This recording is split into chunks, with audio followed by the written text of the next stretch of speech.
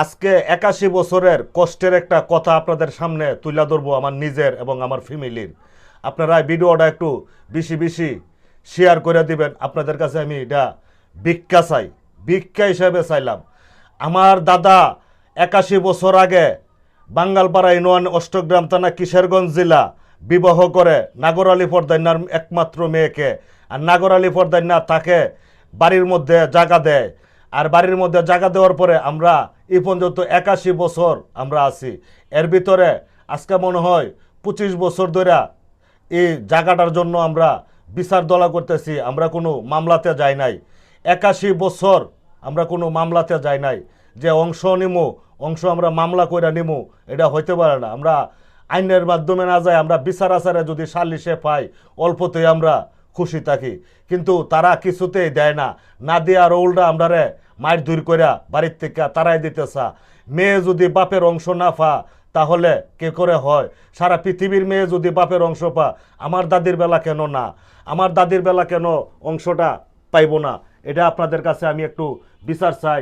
এবং আপনাদের যে আমাদের দেশের যে অষ্টগ্রাম থানার টিউনো মহোদয় আছে এবং আমাদের অষ্টগ্রামের যে অভিভাবক আছে ফজলু সাহেব, উনি তো আমাদের এখন বর্তমানে অভিভাবক এমপি, উনার কাছে আমরা এই বিচারটা চাই। 81 বছর আমরা এই বাড়িটাতে বসবাস করেছি, নাগর আলী ফরদাইনার বাড়িতে। নাগর আলী ফরদাইনা তার মেয়েকে বসাই দিয়ে গেছে, নাগর আলী ফরদাইনা তার মেয়েকে সম্পদ দিয়ে গেছে। এই সম্পদ থেকে এখন আমাদেরকে বঞ্চিত করতেছে। নাগর আলী ফরদাইনার 2 ছেলে আছে, আবু মিয়া রমজান মিয়া তার ছেলে আছে, আবু মিয়ার ঘরে 5 ছেলে, রমজান আলী মিয়ার ঘরে আছে 3 ছেলে।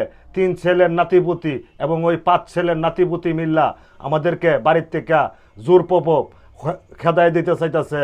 এখন তারা আমাদেরকে উঠতে বইতে মারতে আসে, কারণ আমরা এক একজন এক এক জায়গায় থাকি, পেটের দায়ে কাজ করে খাই। আমি তাহি ঢাকাতে, আমার আরেক ভাই তাহে চিটাগাঙ্গে, আর এক ভাই তাকে দেশে।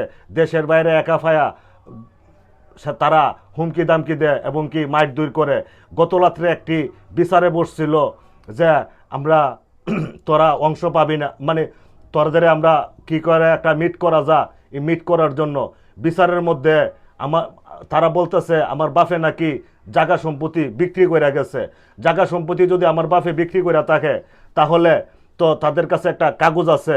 আমার ভাই বলছে যে আপনারা কাগজটা দেখান, কাগজটা যদি না দেখাই তারেন দাগ নাম্বারটা দেন। দাগ নাম্বারটা চাওয়ার কারণে আমার বাইকে গেছে রাত্রে বিচারের মধ্যে বলতেছে তুই এটা অপরাধ করছত। জাগার কাগজ চাওয়া একজন অংশধারী, জাগার কাগজ চাওয়াটা কি অপরাধ?